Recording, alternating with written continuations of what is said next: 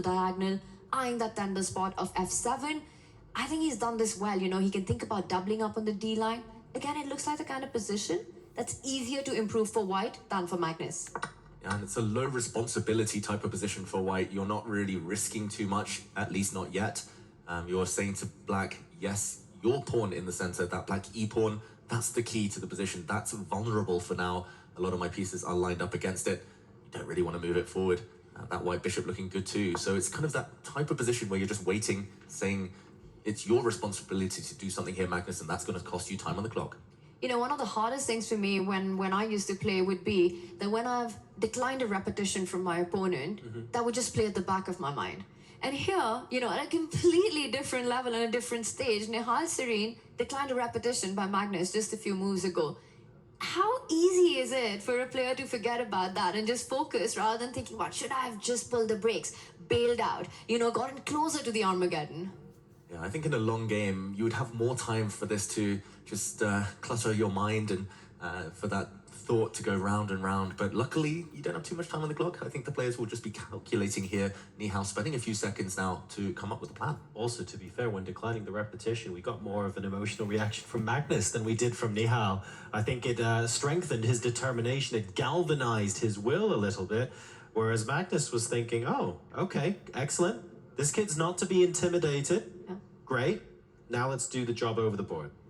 And that's been the fascinating part about this younger generation, right? That they just don't let Magnus Carlsen's name get to their head. They have immense respect for Magnus. They've grown up idolizing him, but they all say, when you face him on the board, you need to forget his name. You need to, otherwise he'll be world #1 for the next 40 years. You absolutely have to. That's I think playing without fear is the traditional mentality of a challenger to the throne.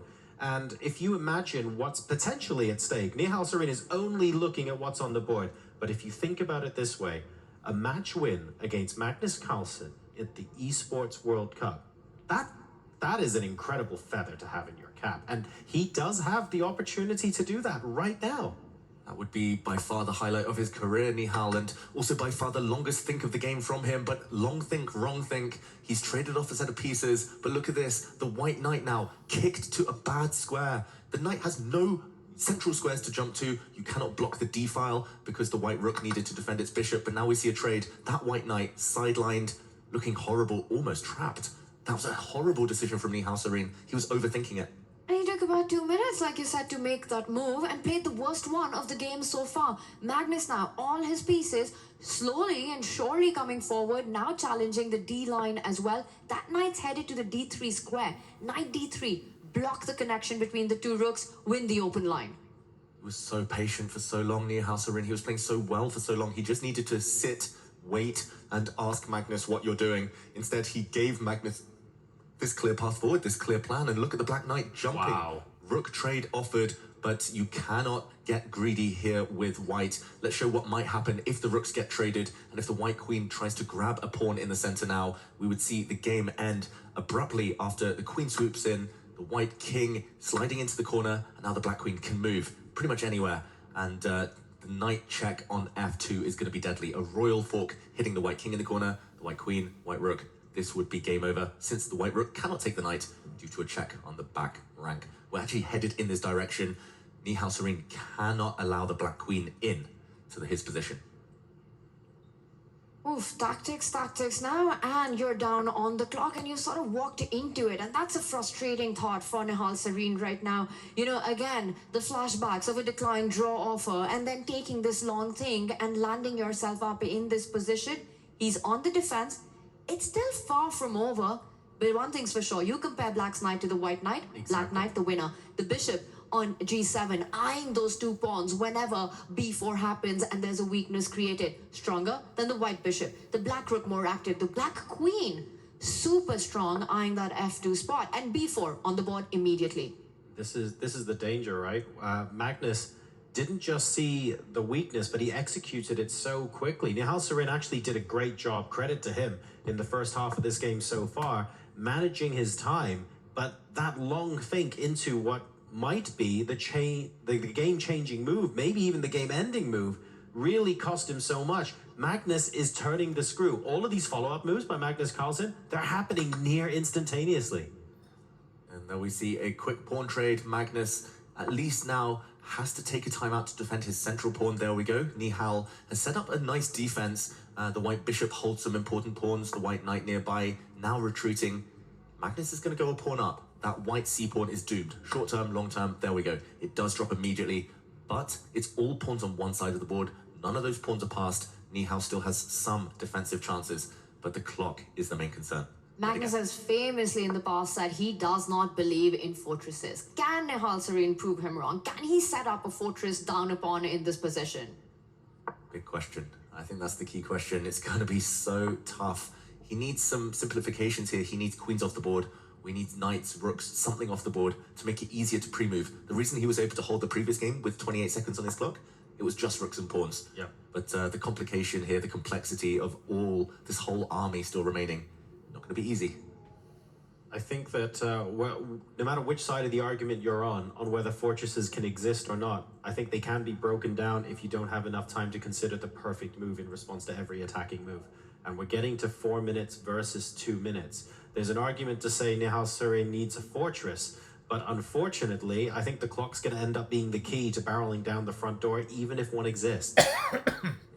Look at Magnus, his last move, given an exclamation mark, it's such an innocuous looking move, but Magnus just keeps the tension, and there the white queen gives way. Now the black bishop no longer pinned, expecting that one to move, and again, it cost Nihal there 34 seconds. He doesn't have too much time left, 34 seconds to play what is a mistake. And with beast formation that Magnus has, the knight, the bishop, the queen, so much into Nihal's camp, you know, that extra pawn, Nihal will have to burn time on every single move. And that's the problem in this position. There are no easy moves. There are no fast moves for white. I think Magnus is using his time here to basically work out which of these options will either force Nihal into at least a 30-second think or force him to make a mistake almost immediately. The bishop goes back. Bishop e5 now played on the board. Inviting some trades there of the minor pieces. If white was to capture the knight, Magnus intends on capturing the bishop and get that stronghold on the d3 square. Put a strong passer. Get your pawn moving forward. Magnus putting immense pressure on Nihal's knight. Great time usage there from Magnus Carlsen. Yes, he invested around 40 seconds, but he's slowed Nihal down. For every 40 seconds Magnus has, Nihal has to play a lot quicker. Wow, he just waits with his king. There are some pins. The black knight cannot move, since the black queen would be vulnerable, so just maintaining the position. But again, Nihal spending 30 seconds. Magnus needs to keep trying to create those long thinks from his opponent. Nihal needs to speed up meanwhile. Well, now it's a big threat. Knight takes knight, attacking the white queen is threatened as Magnus unpins his own queen in the position, again forcing Nihal to come up with a defensive strategy. And you know, you can find those defenses once, twice, but can you do it 10 times against the world number one? And that's exactly the kind of thing that Magnus is so good at doing. Ask a question? Cool, great. Glad you found the answer. I'm going to ask you 20 more. And the moment you get one of those answers wrong is the moment I pounce and take the game from you. Nihal Sarin now under 1 minute on the clock. Magnus Carlsen aiming to turn the screw. Well, big decision. He gives up his rook for a knight. There is some tension along the e-file. So if Magnus wants to take that rook back with his pawn, he has to calculate well.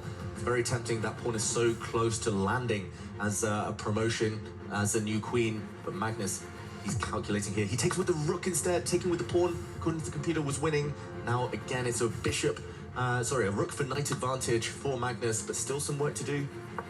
It is a winning advantage in exchange up for Magnus, but again, the question, can Nihal Sarin set up a fortress as his clock goes red? He's playing on the dark squares, trying to set up that battery. The bishop lands on that central square. e5 is the big idea, threatening checkmates to Magnus Carlsen's king. How is Magnus stopping bishop e5? Ooh, he offers a queen trade, Magnus Carlsen. If the queens do come off, the game will go on a lot longer, but only black can win. I think that is objectively a winning position too. Nihal deciding there's no other way. The white king otherwise would have been caught in the mating net. Here we're going to see the technical phase with the black king trying to get into the battle. This is tense. This feels like a repeat of game one. Magnus Carlsen winning. Nihal Sarin, 39 seconds on the clock, needs a miracle to save this one. It happened in game one. Will it happen again? Grind is beginning. Magnus could make this last another 30 moves, but he's just looking for that one additional critical mistake. It feels like we've got a lot of nails in the coffin. We now need the final one. Now, the Black king is coming. The Black king is making its way slowly towards the white pawn on f3. You need to put your pieces on light squares. When you're playing against a bishop in an endgame like this, when it comes down to time flagging, keep your pieces on the opposite color complex. But look at this. Nihal's trying to set up a blockade on the dark squares so the Black king cannot pass. But it's a matter of time. White is running out of moves. The black pieces are almost optimized. Black is threatening to win the white pawn on h4, and now the Black king can cross over. It's coming. It's winning for Magnus Carlsen.